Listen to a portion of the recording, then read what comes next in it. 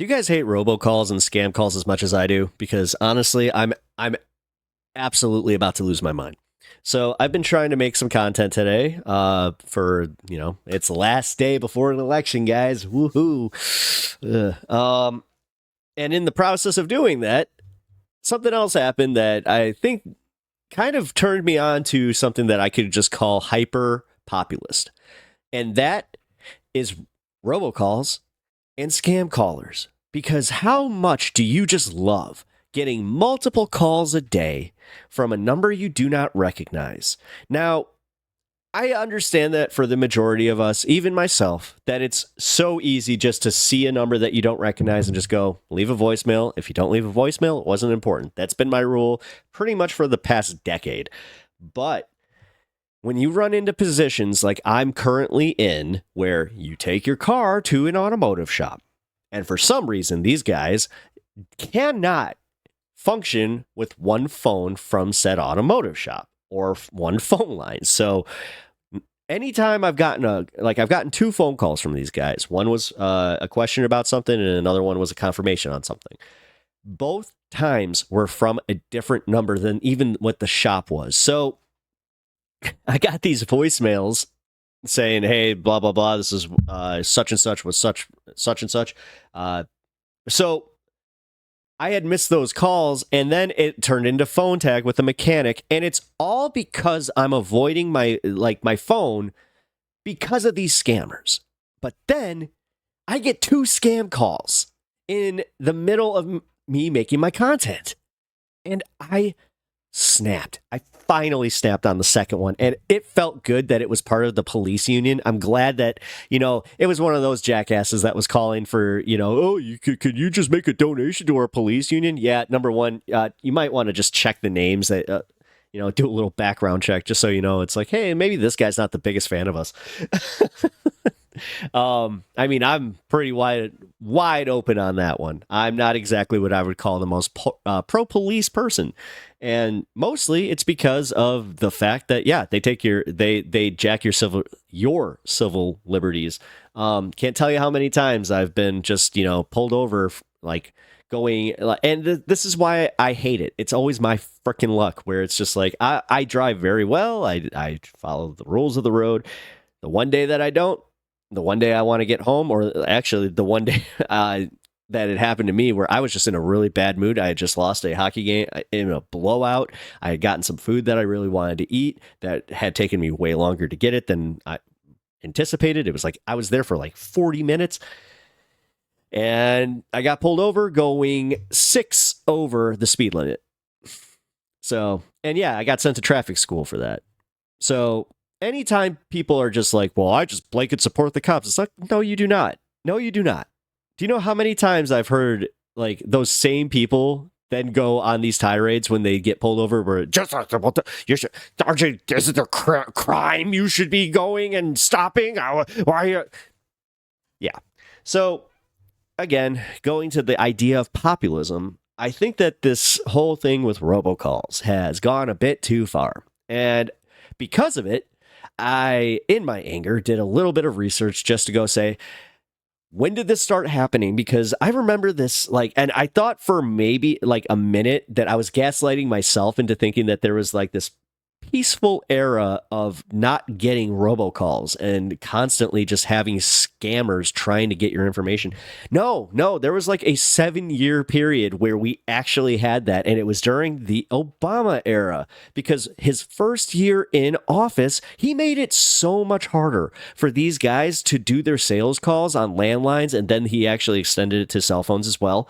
And that's why we just didn't have this inundation of just BS phone calls to the point where we do, like as a society, probably just don't answer our phones anymore unless you're of a certain age.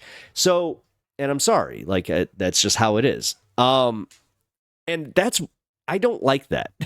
I'm going to be completely honest. I could go on a whole tirade of how I think that not talking on the phone anymore is actually causing us to be more antisocial. I can't even tell you how many times, like even just in a social environment with my friends, or where we catch ourselves just doing this constantly, where it's just like, and then I'll be the one to just be like, what are we doing? We're on this planet for so long that we're just going to stare at these little bricks and get what? Window shop for your thousandth or millionth time, or read an email that honestly you don't care about. Like, how many times I've done that? Even just like in a just moment of awkwardness, or what I would always just call those moments of silence where you would just kind of look around and observe the room.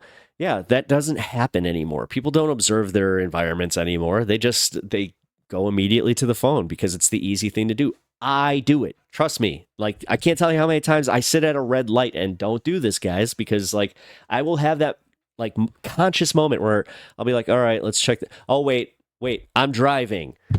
So I've personally recognized my whole like relationship with my phone.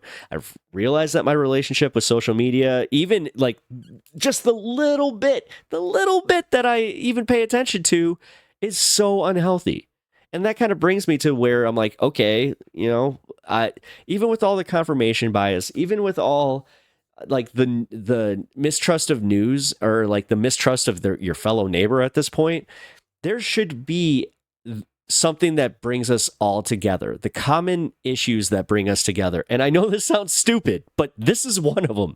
This is one of the issues that I'm sure Republican, Democrat, it doesn't matter. You're sick of this crap.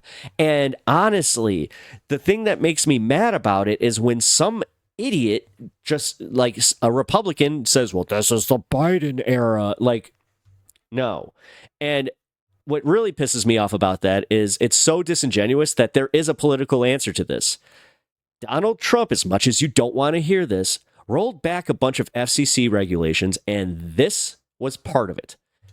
We were left hanging just so he could. It's like, oh, well, this regulation's bad because it's strong arming telecommunications. It's like, no, it's not. No, not at all. Like, well, it's not.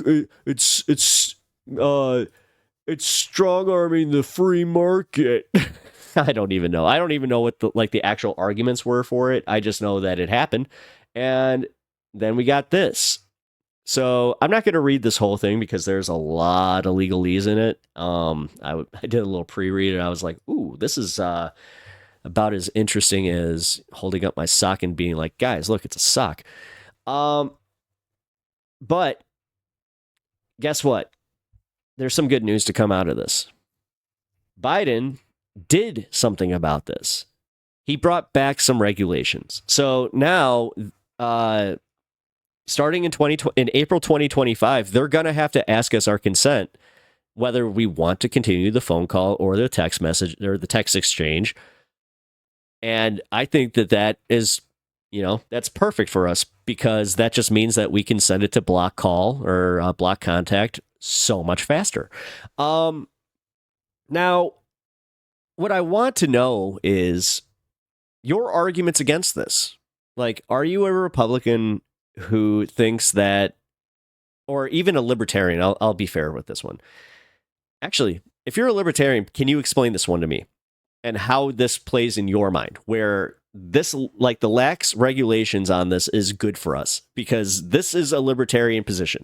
Like, what's happening with this is I consider a libertarian position, where we had a bunch of checks and balances that made it so it was just a quality of life thing, where it wasn't necessarily harming anybody, although you could argue that, yeah, it totally has. There's a reason that, there's this whole industry of scammers doing this. Like, they're looking for just that one person, that one lonely old lady. We always do it. It's always the lonely old lady that's, my grandchildren haven't talked to me in 20 years.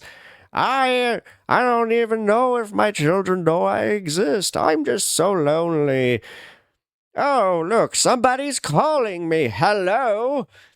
And then surely it's always some guy that's just like, hey, would you be able to send me $10,000? All I need, or I'm gonna send you $10,000. All I need is a $400 deposit. Well, that sounds like a great deal. I'm no math whiz, but here, let me give you my social security number just in case. Sorry. a little ageist, but hey, come on, we know that this is a thing. Also, if you're laughing at this with me, then and you have a grandmother or a mother that is susceptible to that, then do them the favor and try to teach them. But if you're like me and have a mom that also is just like, she'll call me and just, you won't believe the number that called me today and what they were trying to get. It's like, why'd you answer? But brings me to what happened today. So the most annoying aspect of this entire debacle is the fact that I can't get out of it now. Now that I've answered the two, I have already had two more solicitations, and on top of that, I have a feeling I'm going to get more calls. But I blocked those other contacts. Fingers crossed. I went and updated my number on the no-call list because apparently every time you do this, you have to go and do that. It's insane, and I'm done with it. I'm just so fucking tired of it. And you should be too. All of us should collectively just be like, enough of the robocalls, enough of the scams. Why can't there just be comprehensive legislation from both parties that just says, enough of this, we're done? Oh, that's right, lobbyists. I'm answering my own questions. See, these are the things that you need to start pressuring your politicians on, and the real issues that we need to okay, tentatively, how many times has an immigrant actually done something to you in your personal life that would warrant you hating them and being as anti-immigration as the current Republican Party is, and even Democratic Party? Yeah, probably not much, right? But this is a tentative issue that you probably deal with daily. Yet here we are. Here I am just being like, what the fuck? Why are we still here? Why can't we all just be like, listen, I may not agree with your politics, but fuck them robocallers. Those guys suck. I'd like to be able to trust just any phone call coming in where, again, the fact that if it's a number that I don't recognize, I would like to be able to go back to assuming, hey, this is probably somebody that's trying to get a hold of me for, thank God I'm not in business anymore, because I used to be in a business that required me to be on my cell phone every day, and it was I had my number out there in public, for sales. So it was rough. It was really rough. And then I noticed this huge shift right after Trump got elected. It was his second year in, and all of a sudden, I could barely answer my phone because even if it was for sales, I would say in my voicemail, it's like, if you are in fact interested in the product that I'm selling, then please leave your voicemail and I'll get back to you immediately. I would explain the situation because it was getting so ridiculous. So I just kind of feel like this is something that we can all get behind. I feel like we could all have a good old handshake and laugh about this, and this would bring people together at Thanksgiving. This would be a fair topic, even though it can get just a wee bit political.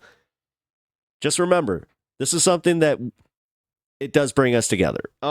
And what I was saying about it being a wee bit political, that is something that we're going to have to get better at as a society, where we need to stop just running away from political engagement with the other side. And I understand that it's because I'm not trying to scapegoat everybody on that is a Donald Trump supporter. I personally don't think you guys are garbage. I think that the ones that are hardcore and fundamentalist in their belief of him and the religion of him, because that's what it is now. It's a religion. We call it a cult because it is very culty.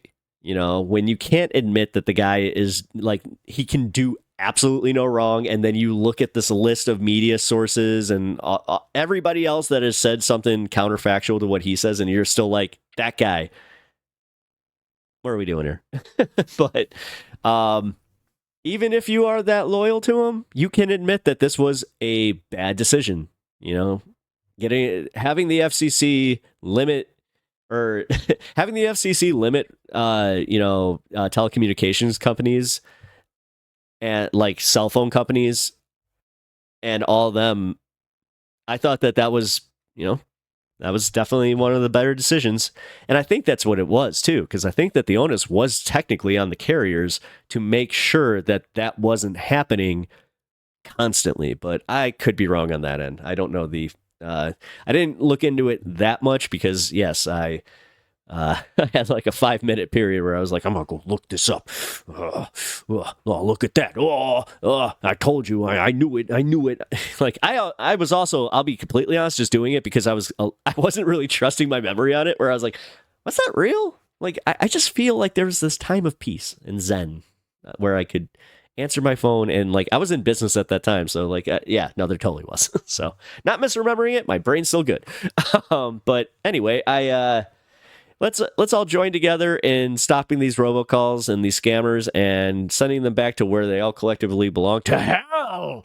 So anyway, I really appreciate you guys watching my content. I really appreciate you guys being here for this little rant because, yeah, I just needed to get this out of my system. Look out for my next video, which is about it's about the election. So, but you know what? Real quick, this is going to be one of the last ones because it's election day tomorrow. So just by merit of it being election day, I hope I'm going to be talking about this election a lot less. All right. So, as I said, appreciate you being here. Leave a like, comment, subscribe, and I'll see you in the next one.